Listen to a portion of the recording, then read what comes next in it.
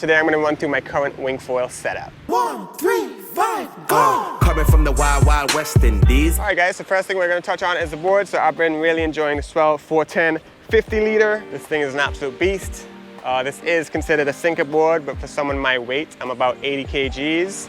And this has been more than enough buoyancy to kind of get up and get going, even when the wind's kind of on the light side. Next up, we're going to talk about what foils I've been riding. So I've been rocking the Sonar Full Carbon 85, the 600 fuse, which is a short fuse, and then I've been bouncing between kind of 3 different front wings. My go-to wing has kind of been the high aspect 850. This thing is a speed demon, super good for jumping and landing because it's such a small, thin wing. Clean exit, clean entry. But I've also really enjoyed the mid-aspect 1050.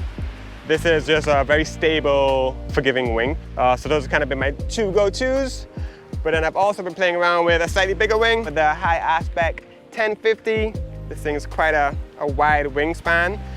And this has been nice for if it's like super light wind and you kind of just want to catch some bumps and, you know, glide for as long as possible. And this has also been a really fun pump foiling wing for like wake foiling and stuff like that. It's insane. On a small board, you can pump for ages on that wing. So yeah, those have kind of been my 3 go-to front wing setups. And then tail wing, I've been rocking the Sonar 210, which is one of the smaller tail wings. And yeah, this paired up with the 850, it's pretty insane. Very fast, very agile, and yeah, super duper fun setup. And before we jump into my favorite wing, what gear are you guys riding? What board, what foils, what brand? Drop a comment down in the description below. I'm super keen to hear what you guys are riding and why. So we got a mode 4.2. This has been an insane wing for when the wind's pumping. And the hype around the new North end weave material is real. This thing is super duper light, featherweight light, and way more rigid, which means that it has a lot more power in lighter winds. Pumping gets you going quicker. Jumping is also way bigger just because the wing is stiff. It doesn't have much give at all. And the weight difference is huge. I've been riding the North Nova before switching over to the mode. And the Nova is not the lightest wing, but it's not the heaviest wing.